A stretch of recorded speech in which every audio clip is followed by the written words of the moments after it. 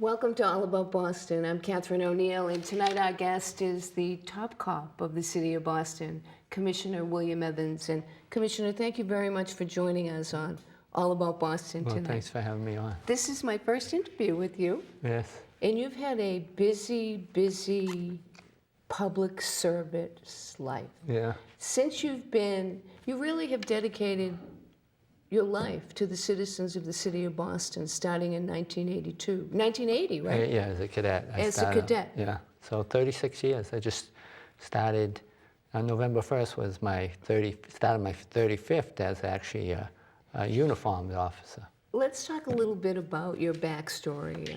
You grew up in South Boston. Yep. You had kind of a sad childhood. You lost your mom and your dad and your brother. Right. And you were raised by 4 of your brothers. Right, my older brothers took good care of me. And you went to St. Sebastian's.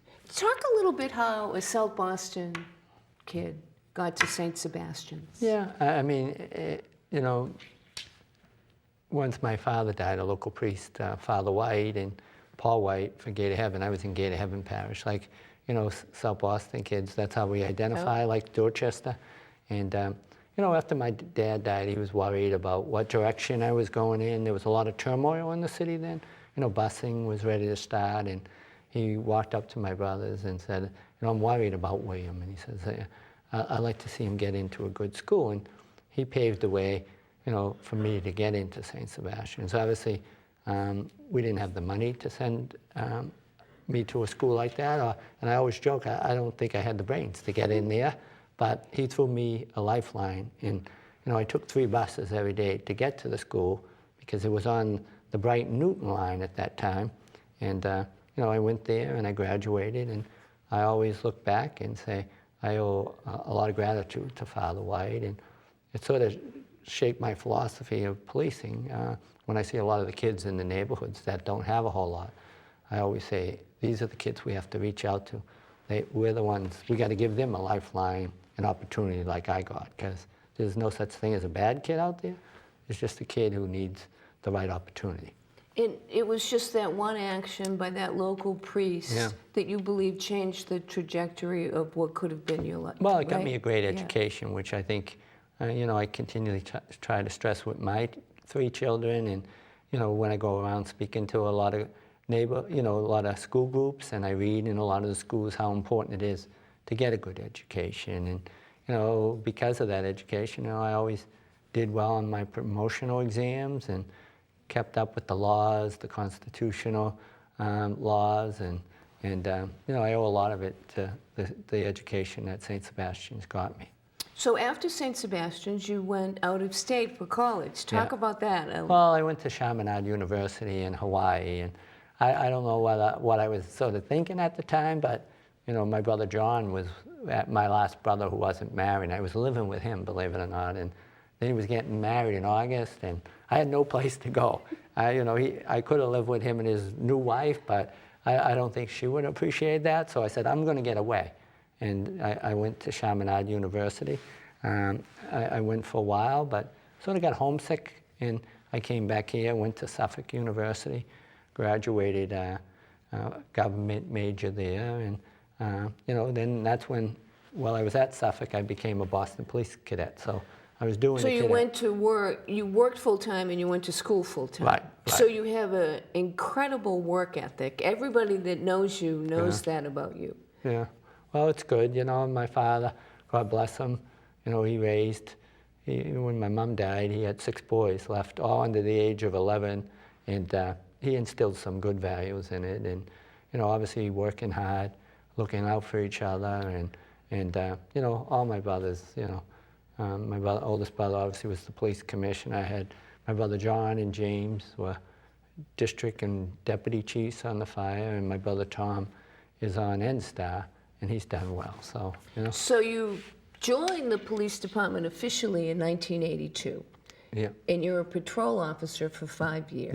Yeah. And while you're a patrol officer, you are awarded the Boston Police Medal of Honor for thwarting a robbery, right? Yeah, out in Austin, Brighton, we had 3 individuals hold up the McDonald's out down by Weston Ave, Soldiers Field Road, and with a sawed-off shotgun. And my partner, Jimmy Cook, who's now retired, we were able to, with the help of other officers, able to apprehend him. So that was probably, the highlight of the, of a lot of the, sort of as a patrolman anyway. So then you start taking police exams, Right. promotional exams, and you ace all of the exams, right? You Well, I study hard. You scored the highest in the sergeant's exam, right? Right, The yeah. highest score. Yeah. And then that was in 1987. Yeah.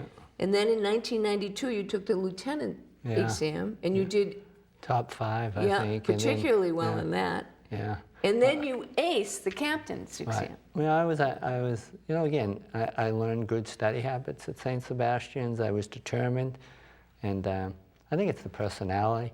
I'm a big marathoner, and if I set my sights on a goal, I almost go to the extreme. My wife always says to me, "You're not normal," because I used to sit there at 12 hours at a time, and she used to get me a cup of tea and put up with me, but. If I set my eye on something, I'm usually all out towards it. And, after 6 months of straight studying, and I remember going to Disney with my 3 kids, and I had the books open, and my wife was ready to kill me.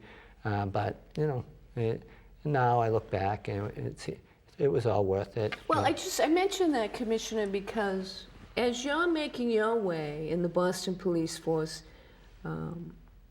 beginning on, the bottom level, Right. you have a brother that's on the Boston Police Force, and he is also rising through the ranks. Right. So was that a difficult, because I'm sure our viewers probably remember that Commissioner Evans' brother was also Commissioner Evans. Right. And I think I'm the better commissioner, that's just for the record. I just joke with him all the time, I think you're the only set of brother commissioners in the United States of America. I'm pretty sure. Is that true? Well, of a major city. Of a major city, At least that I know of, according to like Chuck Wexler and others. But, he's been a good mentor to me, and Oh, he must have he still been. is. We all still live in South Boston, and when I run into difficult situations, it's always good to be able to pick up the phone and Oh, it must get his be opinion. great. Yeah. So now, did you get any?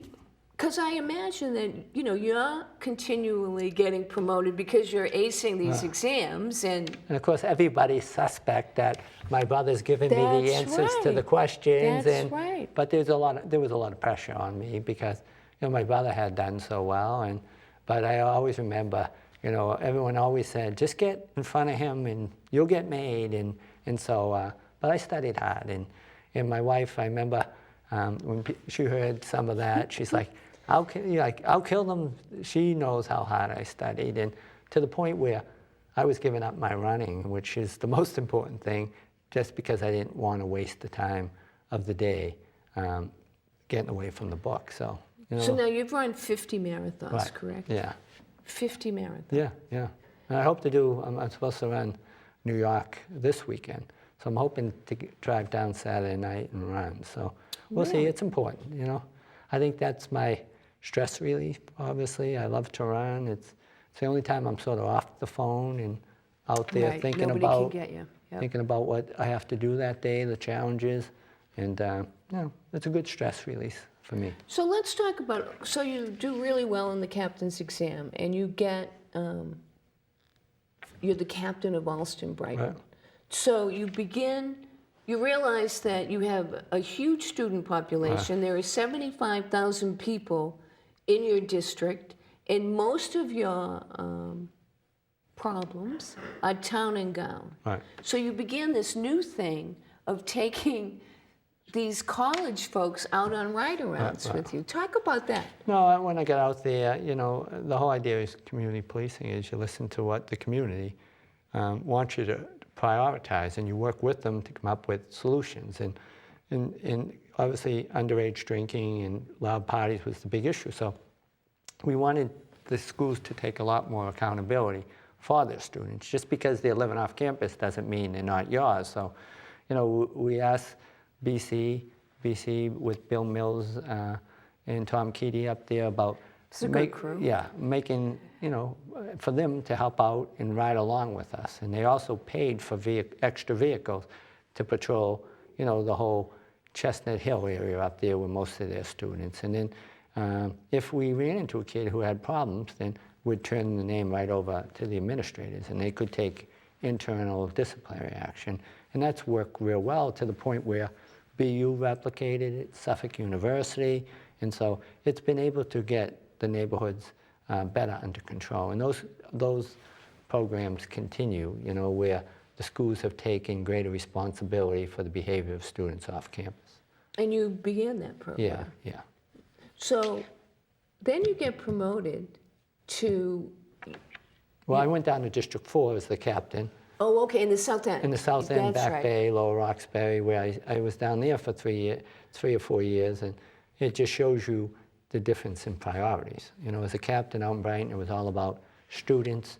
When I went down to District 4 in the South End, there was all kinds of different issues, you know, dealing obviously with homelessness because of Pine Street, Right. Obviously up around the Fenway, dealing with the GBLT and some of the issues around, you know, people who might have prejudiced against the gay population, and obviously, you know, some violence in the neighborhood. There was a couple of developments around Yeah. Lenox Cathedral, which are a lot better now, but, you know, a whole lot different issues given the neighborhood, and those were some of the things the neighbors wanted me addressed down there. So in my 13 years, well, 12 years as captain, you know, different priorities in different neighborhoods.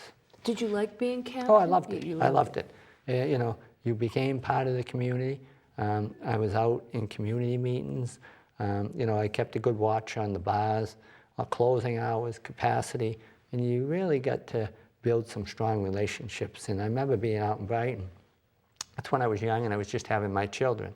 People used to bake me pies, bring in presents for my like teddy bears when I was having the kids, and you know, Alston Brighton was always and always will be special to me, and same with down the South End. And then when I became a superintendent after that, you know, in charge of all the patrol, it was a job I really liked. But So for our audience, Yeah. you were after the South End, you were the superintendent of all uniformed police officers. Yeah, Commissioner right? Davis and Mayor Menino, who was you know, a great mayor. You know, you know, they put me in that position of being a superintendent, and you know, it was a whole different responsibility. You know, I used to have the pager, and all I cared about was it on my district. When I got that job, it was all on my district, Right, so right. greater responsibility. But what I missed about that is I didn't really have my own community that was manageable. All of a sudden, they had the whole city, so I didn't get to as many community meetings.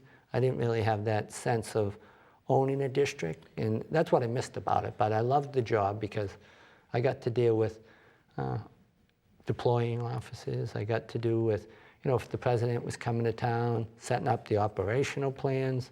But, you know, as a captain, that's the job that I think everyone strives for, being head of all the uniform. And, you know, I dealt with the Occupy Boston. Yeah, let's talk about that, Yeah. because you dealt with occupied Boston differently than other major Right. cities. Our occupied Boston, we never had a problem. Right. And that was because of you, basically, and Yeah. everybody will say that because Yeah. of your... Well, it wasn't just because of me, it was because of But the how great... you treat these... Yeah, but I how mean, the you treat officers people. did a great job down there too. I mean, they bought into how we should, you know, communicate, and, you know, a lot of those kids down there, you know, they had a legitimate reason for protest, and, you know, they were protesting how high the tuitions were, you know, the practices of big banks, and you know, I think we all get impacted. You know, I've had kids, you know, I'm paying pretty good college tuitions, and so, you know, they were the 99%. That was their chant. We're the 99, and I think all us policemen were 99, so we could relate to them, and I think we got to know them. You know, we exchanged phone numbers, and They had your cell phone. I Right, remember right, that yeah. vividly. Yeah, and we had a great relationship. So when it came time to get them out of there, you know, it was easy because we got to talk to them. We didn't have helmet sticks on. They left. In fact, I remember it very much. When we were removing them, I was pleading with a few of them not to get locked up, but symbolically they wanted to. There was one guy Duncan McKenna, who I kept pleading with him, Duncan, don't go in the wagon. We don't want to lock you up. But he was determined, and a couple of years later, I was writing him a recommendation to help him get into graduate school at Northeastern, believe it or not. So I built some good, as crazy as some people think they were, there was some real well-educated kids who had a legitimate cause, and I still see them, and I'm still friendly with them. So did he call you up and ask you? Sure, yeah. He did? Yeah, and I went and had coffee, and I wrote him a recommendation, so I built some good relationships out of that. And while you were in charge, the superintendent, a dark part of our history in Boston is the Boston Marathon. Sure. And you were running that day in 2013.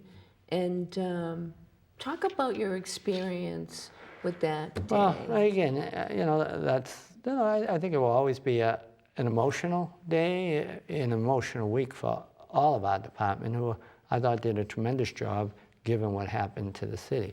I think, I had run that race. I had started out in Hopkinton at 10, and I did it in 3 hours and 34. So I actually finished at 1:34 in the afternoon. The bombs went off at 2:48, so I was in the hot tub down at the Boston Athletic Club when they came and got me. And, to go back to that scene after I had just run down the street an hour or so earlier was, sort of a memory that I'll never get out of my mind. You went home and put your uniform on and went back to that finish line. Yeah, and I think 10 p.m. the next night was the first time I got home. And so, it was a long 4 or 5 days. But, people always say to me, what's probably the worst thing you ever seen? And I think coming back to that finish line and seeing, the destruction, the banners torn apart, obviously the young bodies lying on the street. And so that was a tough day, and I always look back being a marathoner and being a lifelong city resident is, those two guys blew up our city, they blew up our marathon, and they injured and killed a lot of people who, that we'll never ever be able to bring back. And you went on to be in charge of the Watertown. Yeah, we were out searching since, the Watertown had the shootout, and we stayed out again. Was that the next day? Or? No, it was Thursday. Okay. Thursday night going into Friday. And so I was in charge of Watertown as far as on the street. Chief Linsky and Commissioner Davis moved to the Watertown Mall. So all day long, I sort of ran the show out in Watertown. And when Governor Patrick had released the stay-in-place order, Captain Davin, who is in charge of our special operations, still wanted to continue the search. So we continued to search despite a lot of people leaving. And that's when someone ran up to me and said, we're getting a report of someone in the boat. And literally myself, Bobby Myrna, Lieutenant, and Paul O'Connor, we were the first ones on that boat, and we ran that whole scene. And with the help of, the FBI, their hostage recovery team and other agencies, we were able to safely get him out of the boat. There were some shots fired. By all accounts that I read, Commissioner, you were the one that insisted on not firing any shots. When the shots rang out, I was the one screaming for everyone to stop firing because, number one, obviously, we didn't need him killed because we obviously had a lot of information to gain from him because we didn't know how big an operation this whole terrorist cell was. And obviously, also, I was afraid of anyone getting hurt, believe it or not. So thank God we were able to get him out of there. We were able to get information out of him that I think was helpful. Again, it was an emotional week. I always look back and say, I hope nothing like that ever happens again in the city. But I always feel for the Richards family, the Campbell family, the Lou family, and obviously Sean Collier's family, because I know there's a movie coming out and all that, but they'll never ever get back their loved ones on that, and a lot of people lost limbs and will be forever impaired by what happened on that day. I'm just glad at the end of the week we were able to get the 2 individuals who were responsible for that. It doesn't feel like a good segue after Right. talking about the Boston Marathon bombing. So after that incident, you were appointed acting commissioner, is that correct? Yeah, I mean, Commissioner Davis left in November, and actually I just had started my 4th year, November 1st. Mayor Menino made me the acting commissioner, and it's sort of interesting because my last day in uniform was the night that the Red Sox won the World Series. So Oh, were you there? I was running outside and around the park, and we were pushing crowds all night long. And then the next day I find out the Mayor Menino calls me and says, "You're the acting commissioner." And my first day on the job was the day of the parade, the World Series parade. And So you have been initiated by fire your whole career, yeah. right? Well, that was interesting because I always joke, I had probably 1 suit at the time, because when you're a police officer, you wear the same outfit every day, that dark blue outfit, and you have the clip-on tie, and you can spill anything on it, and so Right. I always laugh. People say, what was the most difficult part of the transition? I said, I had to go find outfits to wear every day, and so That's so funny. So that started it, but I owe Mayor Walsh a debt of gratitude. He made me the permanent commissioner, and let me tell you, he's a great guy. You guys are a lot alike. Yeah, and he's not Right? only my boss, he's a good pal, a good buddy. We always joke about South Boston kid being better than a Dorchester kid, and we go back. can But imagine. Mayor Walsh, he didn't have a whole lot. He overcame a lot of obstacles. similarities. The cancer, Yeah. the addiction.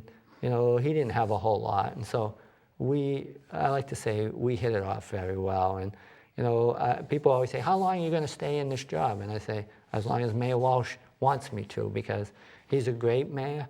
He really cares deeply for the residents of this city, and I enjoy so much working for him. So you have a good relationship with Mayor Oh, Walsh. excellent. He's the best. Okay, so now that's your backstory. Now let's talk about Commissioner Evans. I mean, if we talked about just the month of October, we would be out of time. But, okay, so you believe in transparency. That's the drum that you beat all the time. Right. Transparency and communication. And when you see young people, that's where you believe the change can happen, right? Yeah. Like, for instance, our shootings are down 17% this year, right? Oh. And that's because the police department is working with our residents and our younger people, right? Yeah. So we've had a tough month. Right. Let's talk about October. No, it's been tough. In East Boston, we had 2 officers shot on Gladstone Street there. That was a tough night. And thank God they're okay, right? Yeah, they're okay. And today, actually, in our media room, we have ComStat every other Thursday. We had in the 2 doctors who were very instrumental in saving those officers' life, and we gave them an award this morning for doing good. that. Yeah. Dr. Vamajos, George Vamajos, who's chief of trauma at MGH, and Dr. David King, who is also, he's a lieutenant colonel in the Army and has done a lot of battle wounds of soldiers over in Afghanistan and Iraq. We were just fortunate. Both of those doctors were on duty and able to work with our officers, and we're very fortunate. They had some real serious injuries, but down at Mass General, they had the best care. And so, that was tough, seeing the 2-year-old.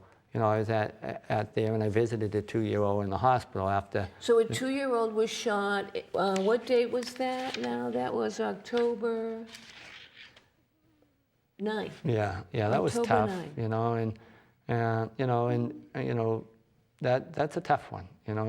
That shouldn't happen in our city. And I know, I was a little emotional down there asking for people's help, and that people weren't cooperating. But we can't tolerate that happening in the city. Has anybody stepped forward to cooperate at this point? Not like we'd want to. We put out some pictures of the individual riding the motorcycle with the beard that we think was responsible, but, you know, we're still working on it. We're hoping to get, and we're slowly but surely building a case without the cooperation, to tell you the truth. And I know you can't talk about this probably because it's under investigation by the Suffolk County District Attorney's Office, but there was an incident 2 days ago, October 31st, where EMTs were involved. Talk about that. Yeah, again, I really can't get into it. Okay. You know, it's unfortunate. I always say, anytime we take a life, you know, it hurts us.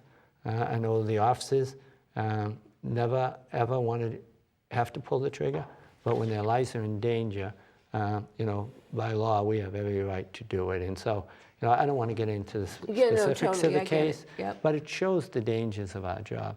You know, we went to a domestic violence call in East Boston, not suspecting anything, and it turned ugly real quick. But it still highlights, too, Commissioner, the dangers that EMTs face, and all first responders, right? Yeah, because they never know, you know. Do they carry guns? I know that. No, they don't. And, you know, they're out there.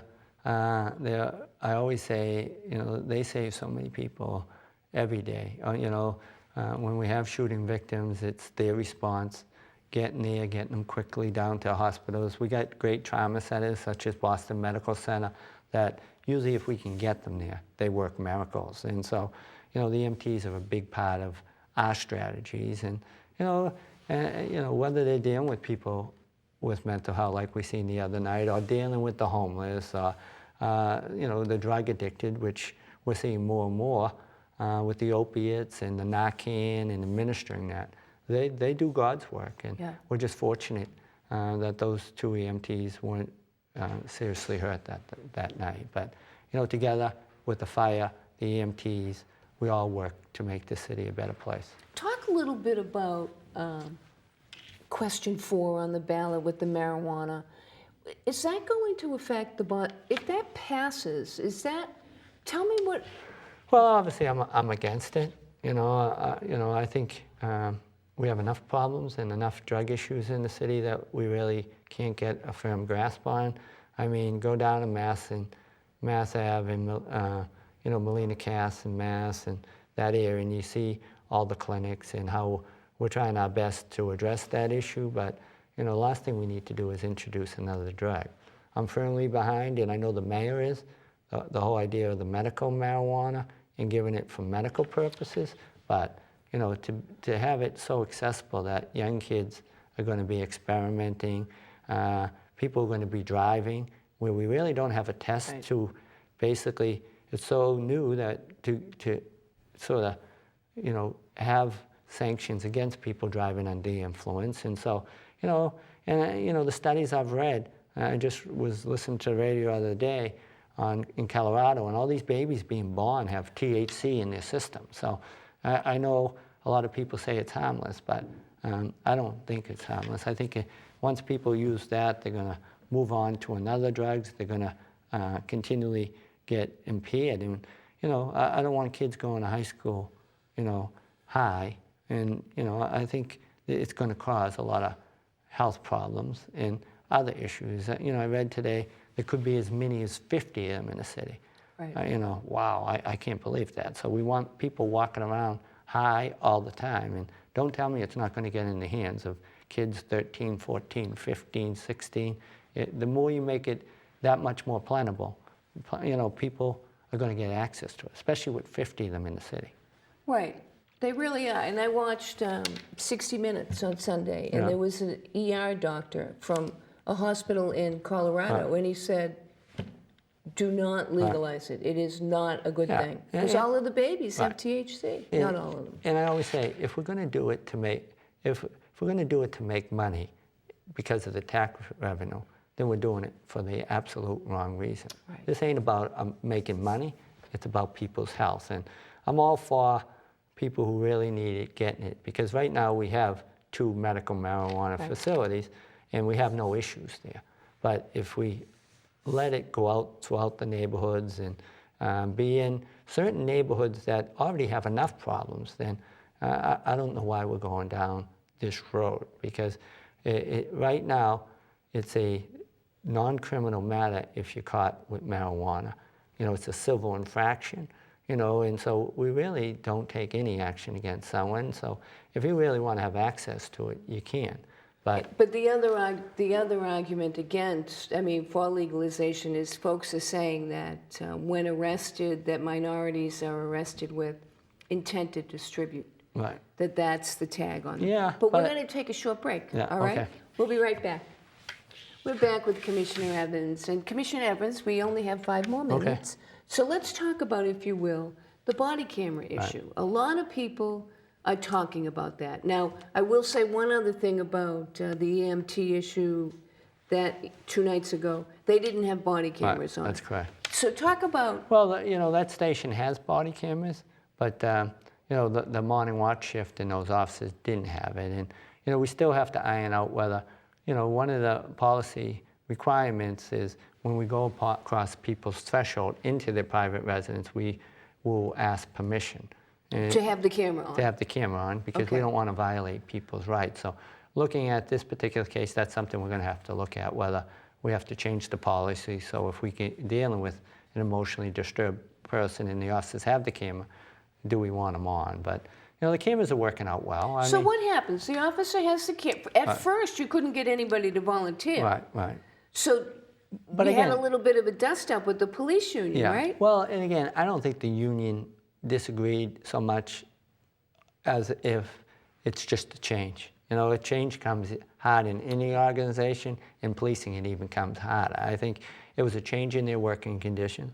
But now that they have them on, I'm hearing a lot of positive So things what about happens? They put them on, Yeah. and they just go about their business. Yeah, well, we don't want them on all the time. When they get a dispatch call, they will, when they get out of the vehicle and start to interact with the public, they'll put them on. When the incident's over, they'll shut them off, and they'll mark that incident is how they do it. So it's not on when they are driving about their regular job. They activate it should they pull over a motor vehicle or they have an encounter on the street. So they have the ability to put them on and off. Certain situations we don't want them on, such as domestic, when you're inside someone's house, because you really don't want that unless they give you permission once you go over the threshold. Sexual assault victims, we don't like it on because you're sort of re-victimizing them. If we have someone who doesn't really want to give us information, it's hard enough now for someone to come forward. It's hard to be a police officer these days, Oh, right? yeah, it's 2 difficult. police officers are gunned down last night in Cedar Rapids. It's just, you're under like assault almost. Yeah, well, it's tough. Unfortunately, there's been some real bad, troubling incidents where, some African Americans have been shot by officers, and that troubles me. But unfortunately, when it happens across the country, with social media and everyone looks at that and says, hey, all police are doing that. I think I have a great department. I always say, sometimes people give me credit, but I only get the credit because the men and women in this department do such a great job every day. Well, one thing you do get credit for, Commissioner Evans, is people actually complain about the ethnic makeup of the Boston police force. Now, in order to be a police officer, you have to take the civil service exam, right? So you don't have any hiring power at all. No. All I can do, and we're doing, and the mayor, thank God, sees, he's great. We're hiring a cadet class within the next 2 Right. weeks. They're going to be coming out, and that allows us at least to get kids from all around the neighborhood who actually have lived in this city for 5 years. So that's going to help our diversity. But where you can make a difference in diversity is your command Yeah. staff. And you have a 50% minority command Yeah, staff. and, First time ever, right? And my chief, Willie Gross, does an unbelievable job. He's a great guy. He has the respect of the whole troops. Superintendent Halstead runs the night command. Lisa Holmes runs our academy. Joe Harris, Nora Bastian, Norma Ayala, Michael Cox. They all do a great job. And I think because of that, we're very good at community policing because we're all out in the neighborhood. We're on peace walks. We're on Ice cream trucks. You're all over the place. Coffee with a Yeah. cop. You know, Mother's Day walk, Father's Day walk, youth police dialogues. I don't think anyone tries as hard at community policing If than you had we a do. magic wand, what would be the one thing you would do? If I had, I don't know, stop the violence on the street. Yeah. Nothing bothers me more than seeing young kids shot senselessly every day on the street. The other day, I was out on Washington Street by Moore Street, and we had a 35-year-old woman just walking down the street who got caught in the crossfire of kids shooting at each other, and she got killed. And you know, when I'm out there and I see that, when I see 2-year-old, so if I had a magic wand, what I'd ask for is no violence in the city, and obviously relationships between police and communities of color obviously were a lot stronger, and there was a lot more trust and respect. Well, just like the 99%, well, Occupy Boston, in Boston, the Black Lives Matter issue, you're walking with them and supporting them. So there has been no real... Yeah, but you know, again, unfortunately, I've always said Boston's not immune to it. Our job's so difficult that we make split-second decisions, and you know, we try hard. Yeah. You know, and it takes a lot for us to ever have to pull that trigger. They're highly trained. They're trained in de-escalation, unconscious bias, in dealing with the mentally ill. They undergo extensive training in the academy, so we put out a great police force, and I think no one does it better. Well, we would like to thank you for joining us on All About Boston, and would love you to come back. Will you consider coming back and updating us? Sure. Thank you very much. We'll be right back with Mike Deehan. We're back at All About Boston. I'm still Catherine O'Neill, and joining us now, a surprise guest with Mike Deehan is Gin from MassLive. And welcome. I haven't seen you in a long time, Gin. No, thanks for having me. Well, I'm delighted to have you. So you guys are all politics all the time, so we have a lot to talk about. So let's start with question 4. Question 4, marijuana. Yes, marijuana. I was amazed that Cardinal O'Malley inserted himself in this issue. What were your thoughts about that? Again, was at the event with O'Malley. I mean, it was unique to see the Cardinal really come out on a political issue like that. You know, he's not the kind of guy who comes out and endorses candidates or has events with And them. not only did he come out, they gave $850,000. Yeah, the Archdiocese. That's right, the did. Archdiocese donated to the campaign. That's a lot of collections and a lot of pews. We forget where the money comes from sometimes. It's not like a special interest that has other ways of fundraising. You're right, that's the collection plate in a lot of ways. So what was it like? What did he say again? Well, he made the argument that this will be a burden on the poor, and this will hurt communities from his perspective. The Archdiocese has gotten involved in ballot questions before and political issues. They have a lobbyist on Beacon Hill, and you know, I think as Mike's colleague at WGBH, Adam Riley noted, you know, they've had a mixed bag. You know, they lost the gay marriage fight, but they did win the vote against suicide, medically assisted suicide, and you know, it's one of those things. Like every time someone major like Cardinal O'Malley comes out, it's always a question of how much of a difference do they make, right? Because it's you know, are they going door to door? How much money are they giving? And it's kind of fascinating to see, you know, how many voters are going to be like, well, you know, Cardinal O'Malley says this is probably a bad idea, so maybe I should vote against it. I don't know, but I guess, you know, we'll see on Tuesday. Yeah, The thing that I'm against question 4. I don't know if I'm supposed to say that, but I am. I'm flatly It's your against show. it. Yeah, right. I'm amazed that they're just talking about it now, and they're just acting now. Like, where have they been? Right, a This week is- before. Like, hello? Well, they've been, you know, the church's stance against No, not the legalizing church. marijuana. I mean the no on question 4 people. Like, where has the campaign Overall, been? well, the governor's been, and the mayor have definitely been out front. The Speaker of the House as well. They've had events. They've had different things. Yeah. The ads on TV have been starting the last few weeks.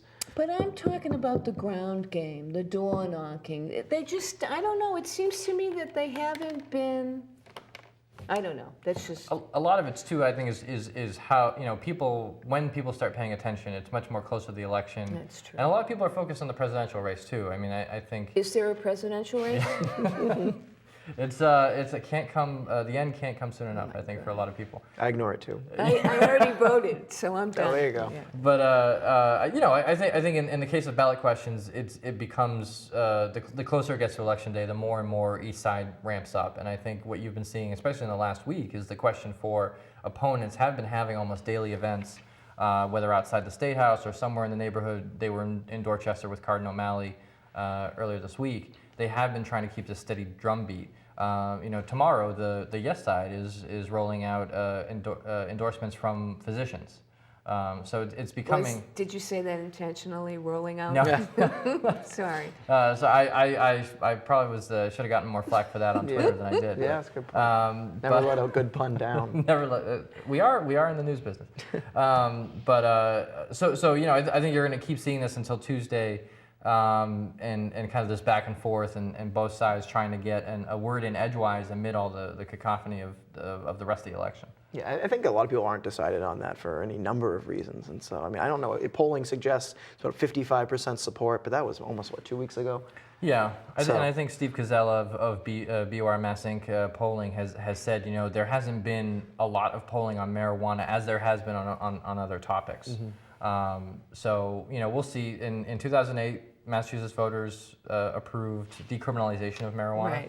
Right. And then in 2012, medical use of marijuana.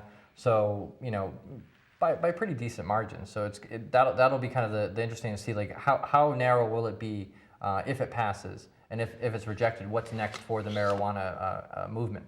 But Mike, they can go up to the State House and change that if it gets passed, right? Yeah, one of the big things to keep in mind is the legislature very often will tweak or greatly change a lot of the ballot questions once they get approved. Correct? Oh yeah, well yeah. The ballot question puts a law on the books, and it's up to the legislature they can take it off, they can take it back on, they can change it, they can do whatever they want. The legislature really can do whatever they want when it comes to laws.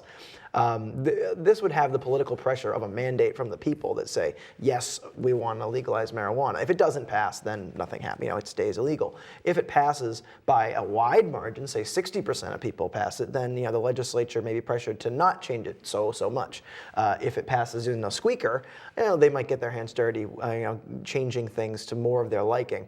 The big thing about it here is that no one on Beacon Hill is convinced that the amount of money that regulating and taxing marijuana will bring in will be able to pay for the regulation and public safety enforcement with some of the problems that they think about. So to establish a system that the government puts on, much the same way we regulate alcohol, a commission to regulate it, different people, inspectors, all sorts of things. Well, the Cannabis Commission, we're going to be on it. There would be a Cannabis Commission. However, practically everyone except for the Yes on 4 people are telling us that there's no way that 3.75%, which is the excise tax that's proposed on the ballot, that would be enough to pay for this apparatus of regulation that may have to be put in place. So the legislature is now looking at something upwards of 20-30% on top of the sales tax in order to bring in more money. So am I hearing then that wouldn't be profitable for the marijuana folks? Marijuana is always going to be profitable. I think it's always going to sell. One concern is that if the taxes are so high and the sticker price on the product is so high, then the black market will persist. You can most likely be able to import illegal marijuana from British Columbia or wherever it's coming from now at a cheaper rate than paying all of the taxes and fees. So you're basically paying for bootleg stuff that isn't taxed nearly as highly, but it won't be legal. The presence in the state won't be legal. And what else are you following, guys? Oh, everything. Besides this election cycle has had it all. Except for legislative races. You're right. Incumbents, by and large, are going to win re-election. There's not a lot of competition on those races. Yeah, there's really nothing in Boston to think of. Nothing comes to mind.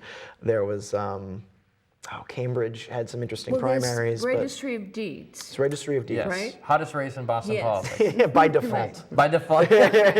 Stop. It's the only race in Boston politics. Well, it's a 6-figure salary attached to it, so Right. that's got to be a big It's factor. important work, getting those deeds Yes, it is. registered, right? At WGBH, the Scrum podcast, Adam Riley and I hosted a debate with the candidates at our. And how did it go? It went pretty well. He started off slow and then just became a pile-on Murph session, which I think everyone, including former Council President Murphy, thought was what was going to happen. Well, he did show up. He so. showed up. We were very happy that they did have a good debate, kind of not only explaining what it is the Register of Deeds does, but their own qualifications. And I think everyone really came to play, and everyone came to say, "This is how you manage. This is what I want to do. These are the changes I would make." They are a pretty good set of candidates, I think, as far as what their acknowledgement and understanding of what it is the job does. It's a little different good. from the primary. When the I can get primary that on went. podcast, right? Yeah, you can go to WGBHnews.org. It's under the scrum there, and you can listen to it. As I understand it, it is still the first and only general election Register of Deeds debate. So we had a good time. What else, Ken, are you following? Well, we've got the charter school battle. right. That's the question 2, which Where is. do you think that's going? That's another one where polling has shown has for a while it showed the no side winning, and now it seems a little bit tighter, a little bit closer. Very controversial question because you have Democrats very divided over this, and who trading charges about who's a real Democrat supporting the cap lift. And this is the argument the supporters say it's. It will provide opportunity and choice for children on waiting lists, children in poorer communities of color, and opponents say that it will hurt public schools by taking focus and dollars away from district schools. So it's an incredibly controversial question with a lot of nuance it's a lot for voters to process on top of everything else, and that's going to be one to watch that day. Governor Baker has also been involved in that one. He's been pushing a yes vote on too, knocking on doors in Springfield, Dorchester, really kind of putting his public face to it. But for me, what doesn't make sense to me is that the suburbs are going to decide an issue that's really urban, and it's not really going to affect the folks in Weston at all. But it is going to affect the students at the Boston Public Schools and New Bedford and Worcester. Do you know what I mean? Yeah, that's been a concern on both sides quite a bit. I think is the teachers' unions, which are really backing the no vote on this, who don't want to see any changes to the cap. I guess, and I don't want to misphrase them, but they would suggest that this is about all public school and the mission of public education, and that allowing charters the ballot question does call for a preference of charter schools being put into the lowest performing 25% of school districts, which are mostly the urban schools that you're talking about. But it doesn't necessarily stop there. This is what the unions would say, and there have been some examples of suburban areas, or I think it was the Brockton school. There was one where it couldn't get cited in Brockton for whatever reason and ended up going to, I think, Norwell.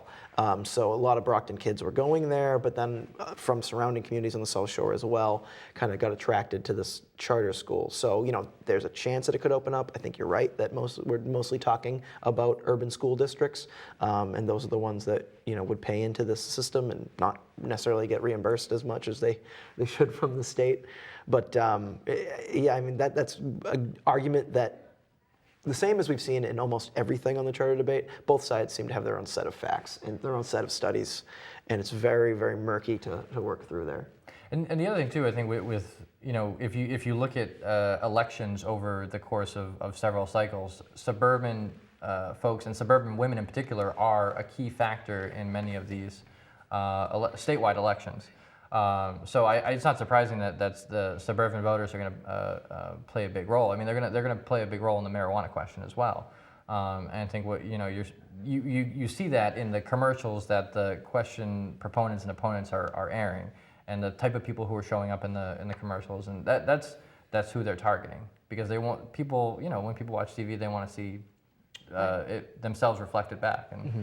That's who opponents and supporters are trying to target. So we only have a couple of minutes left. I'm going to ask you both for your predictions of who the next president of the United States is going to be.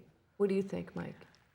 Most polls still would suggest Hillary Clinton wins. Her electoral situation, her electoral vote situation seems Ken, to what do still you be think? secure.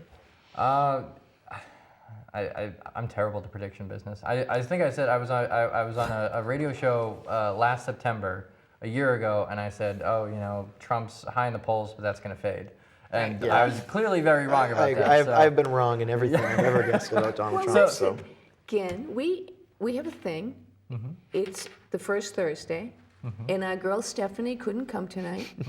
And thank you for filling in for her. But I'm wondering if you would consider coming back, and we could have like 3 people on our first Thursday. Yeah, Right? that's very crafty. That's Right? yeah. So that would be a lot of fun. If we all end up going down the street to the bar afterwards, that sounds like a deal. Yeah, that's. Well, you know what? I hope we're not going down to smoke some bones after. All depends on what happens on Tuesday. Yeah. The people want what they want. Thank you for joining us on All About Boston, and we'll see you next first Thursday. So that would be December, whatever the first Thursday in December is. All right? We'll see. Thanks for having us. Thank you.